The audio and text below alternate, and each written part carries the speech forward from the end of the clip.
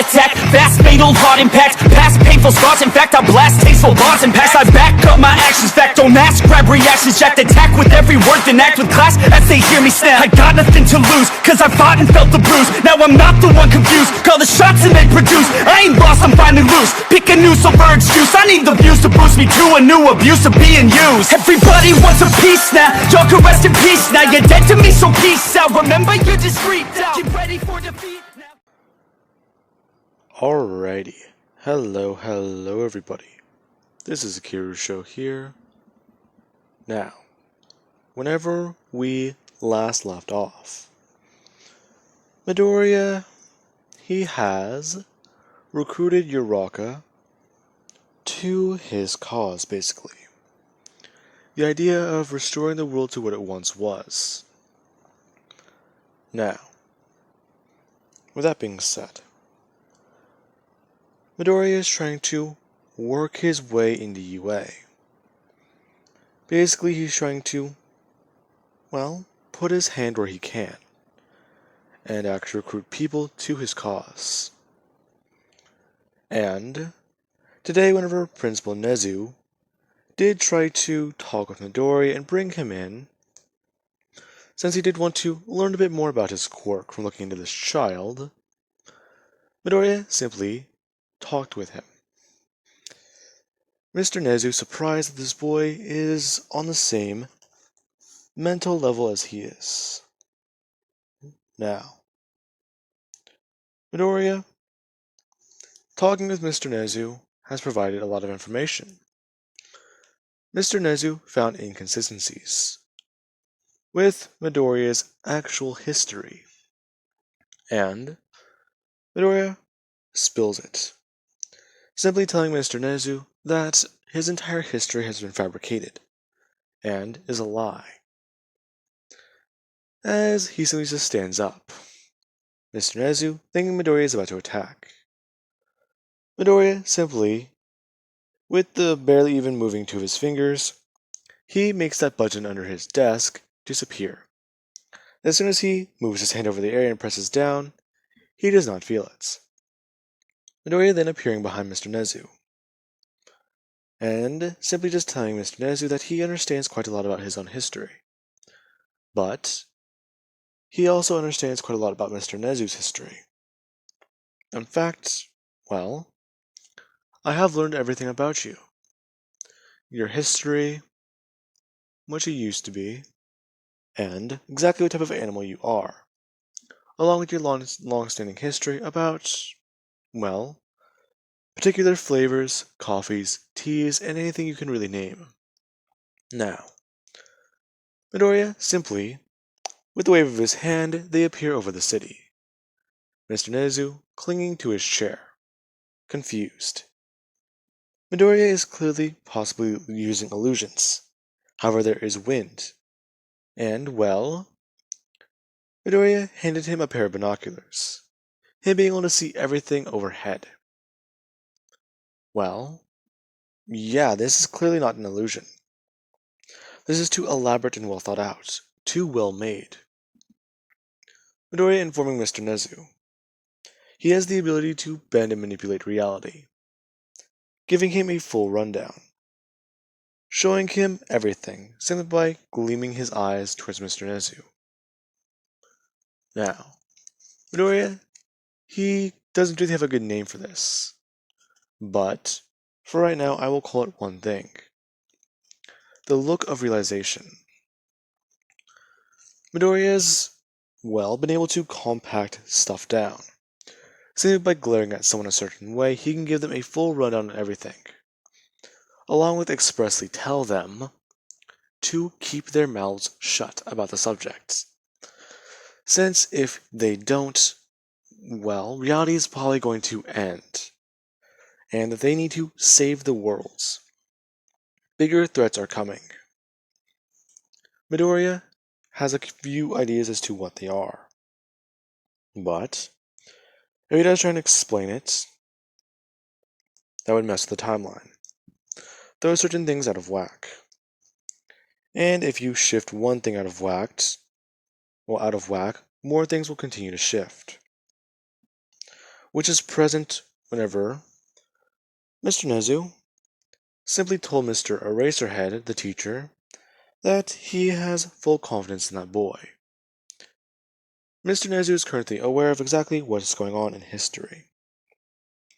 And with the idea that, well, an organization is after this young boy, then they have to keep him safe. And Mr. Nezu silently increases security around campus. Now, you do have training today in class. Whenever everyone does go to lunch, Midoriya, he begins to talk with Kirishima. Kirishima, he is going to quickly become friends with Bakugo. Their two quirks and their two personalities, well, complete opposites of each other. And Bakugo is a lot friendlier in this timeline. So that's beginning to happen a lot faster. Midoriya pulling him aside and trying to talk with him, giving him a full rundown and recruiting him to his cause. Kirishima, though, yeah, he's not really too sure about Midoriya. He doesn't really trust him. Midoriya upgrading his quirk, and telling him that he has done the same thing for Momo and then Telly. And he is currently trying to think of a way to inconspicuously do it for Uraka. His quirk, however, is a lot easier. The more he hardens, well, the harder his body gets. He can now control the magnitude to smoothen out his skin or make it rougher and tougher. Basically, he doesn't have to worry about having to pick up civilians and possibly harming them with sharp objects from his quirk caused by his body. Now, Kirishima, as soon as he does harden his hand and watches it slowly turns back to normal, he actually does do one thing. He begins to tap on it and actually knock on it, finding this to be weird. However, they quickly go back to lunch, and Kirishima does try and actually understand this. Midoriya connecting Kirishima to basically a call, you could call it. Mr. Nezu is currently trying to go over the situation from what he is trying to learn, and Kirishima is trying not to freak out. Midoriya could have manipulated reality to make Kirishima believe him, to force him to do what he wanted. But Midoriya does not want to do that. He's been down many roads of conquest, you could say. And a few of them have ended badly. Now, Midoriya, he is trying to recruit people slowly. And this is whenever he does have to jump the gun. As Midoriya has been slowly, well, recruiting people and talking with them, and, well, learning more about his new friends in this timeline, this is whenever something does happen at lunch. Now, you do have Asui. She knows about Midoriya, well, hanging out with Kirishima a bit more. And she does have a few questions, along with the fact that Uraka has been acting a bit different. She seems to be staring a lot. And it's kind of, well, obvious, but people don't really want to point it out. Her simply just asking if Midoriya's got something going on. Well, if Franklin has something going on with, well, Ochako. Since she believes that, well, they talked the other day, right? Midoriya simply just telling her they did talk, and him simply just waving his hand, or at least moving his fingers. As time stops, and Asui simply just looks around. It just got really quiet, and Midoriya simply just begins to sit down and tell her that he can explain everything, basically giving her a rundown. He says that she doesn't really sugarcoat anything, so he will not sugarcoat it for her. He does know her. In fact, he has talked with her. He has loved her once before. And he believes that this will be just plain and simple to say. In his reality, before he became Franklin Richards, he went by a name Izuku Midoriya. Midoriya pulling a picture out of his pocket and going on to state that this is his father and his mother. Her simply just looking down at the picture and kinda confused, asking exactly who is that man there. That is my father, Hasashi. Now, please save all your questions for before the end. I know you're about to ask one. Her quickly closing her mouth. Midoriya going on to state that in his reality, he was born with a power, a quirk, and he quickly used it. He ended all war, all conflicts, and saved people. But, well, that wasn't his true reality. That was one he replaced. That was one he simply went back to fix. My true reality. Whenever people learned about my power, when they learned about my abilities, what I could even do, many people sought me out. The US government, the current government of our town and our city. In fact, the people who currently run your government aren't even the same as the ones in mine. They are the ones that replaced the ones I, well, erased. Erased? Yes. Erased and just looking over at her, saying that he erased quite a lot of people. Bad people. And he simply stopped a nuclear war. World War III. He prevented it, but apparently not. The only reason he knows he prevented it was because he simply went back to before it happened and wished everyone away. That's how his power used to work. He was a god, and he's lived out many lifetimes. Giving her a full rundown on the SCP organization and everything else, including saying that he once discovered everything in the planet and went out to space, create life, create aliens, simply do whatever. Then he found himself here. He woke up in a hospital room, or, well, a mental institution basically, and continuing his explanation. Her surprised, confused, and asking him a shit ton of questions. Midoriya answering all of them and telling her that she needs to be very inconspicuous. Basically, keep this on the down low. And well, he does get her on his side. Midoriya then pulling aside Tokoyami and talking with him. Now, Midoriya pulled Tokoyami aside because he said that he had a similar quirk today, that he's kind of embarrassed to try and show off. Midoriya is able to create what looks like solidized illusions, as he says, not states. Now, whenever Midoriya pulled him aside, he simply showed it off. Everyone being surprised when Midoriya creates a ginormous wolf into the cafeteria, and it simply just begins to look around, before simply just aiming its head towards the sky and howling, before disappearing. Him going on to state that he also does feel a very big craving for steak, and, well, raw meat. Along with that, his hearing does feel better. Tokoyami simply just stating that that seems like a sentient quirk. What else can it do? Well, actually, this morning it kinda got out of hand. What do you mean?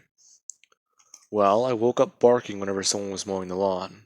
That's a start. Ah, I see.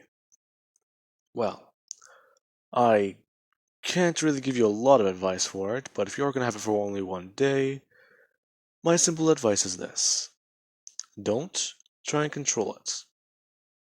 It's a sentient creature, a sentient part of you. So, simply treat it as such. Give it respect, and it should do the same. Also, if it is a dog, or a wolf rather, I believe that you should just try and keep it on a leash, I could say.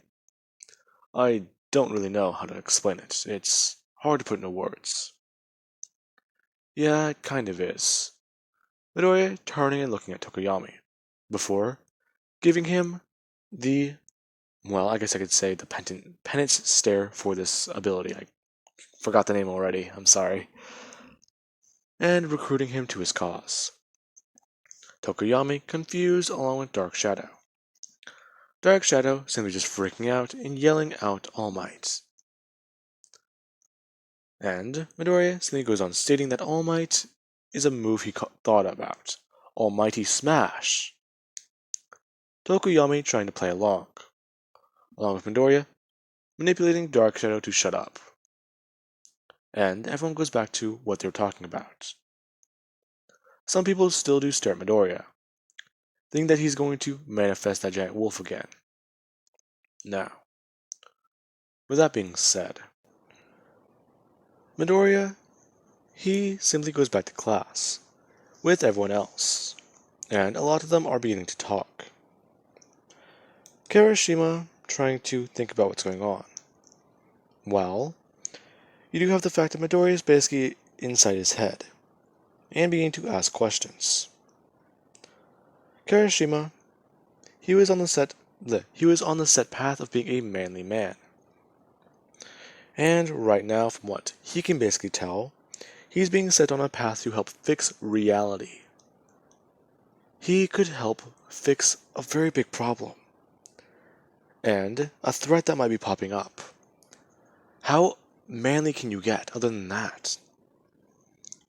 Well, you do have Asui, who is simply still trying to ask Midoriya some questions.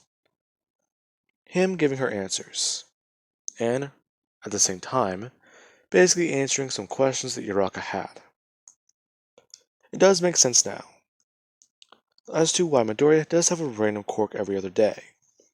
He's simply making it look like quirks. And well, Midoriya does head out. And the next week, right before the USJ, something else does happen. Today, Midoriya decides to make a copy quirk. And well, he walks into class 1A.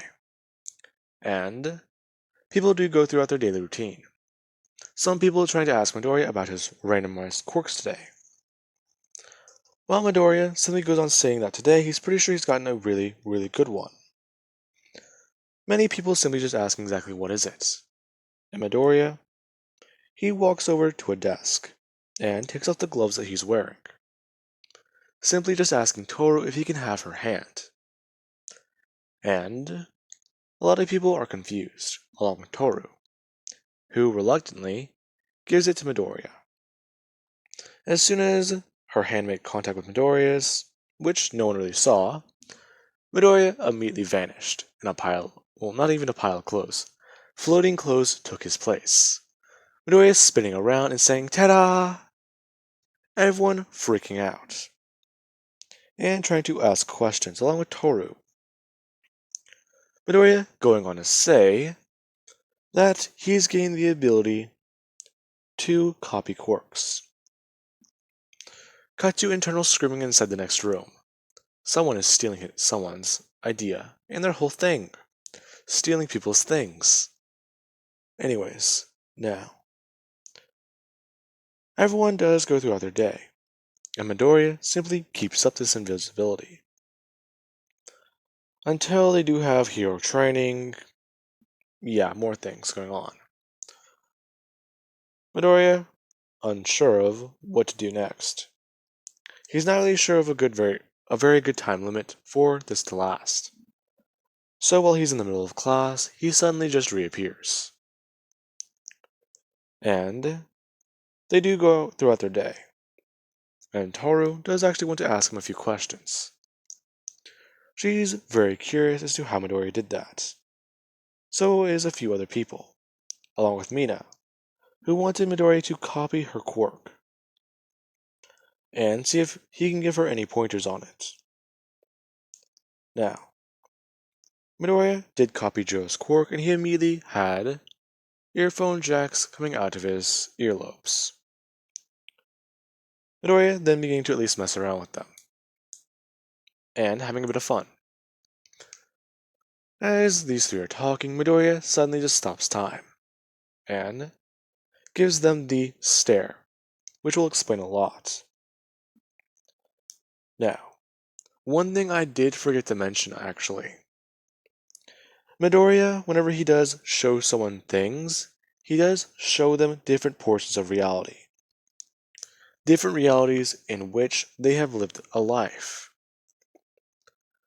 Basically take it as, oh, I was living this life whenever Midoriya stopped crying. I was doing this job, but in another reality I was doing this job. I was a famous, well, Hollywood star in one reality, and in the next I was in this place where I didn't take that leap. I was still stuck at possibly a job that you eventually quit and then went on traveling the world, finding new work. Basically something like that. Midoriya, he decided to show Jiro a world where she was a famous musician. And Midoriya, he was that, well, famous guitar player. Playing in multiple genres and actually basically revolutionizing music. And for Toru, he showed her a world where he helped her. Whenever she took his hand one day, he took away her quirk. And she felt weird. She was visible. And her life somewhat went on. She started to use her looks, and was quite happy about it. She began to take care of herself, and she was actually featured in quite a few programs on TV. She was a small local actress, but she was also someone you could see. Someone you can actually look up to. And she was very happy with her appearance. And well, seeing these two realities, these two do jump back and fall onto the ground, and simply are confused. They know all this other information, their other lives that they would have lived. And Midoriya gives these two explanations, and recruits them to his cause. Now, he does do the same thing with Mina, albeit a bit less subtle. She basically wanted to talk with him whenever he was talking with these two. After he got done with it, and, well, right before the class period started when everyone was walking back in, she kind of pulled him aside, and wanted to talk with him about his copy ability. Wanting to see if Midoriya could simply copy her horns or, well, her pink skin, thinking that it might be funny. And Midoriya, he took this opportunity, since him and her were basically alone together. Now, with that being said, she was very shocked. And, well, rightfully so. Now, with that being said, I believe that I can leave this off of here. And I do hope you guys enjoyed.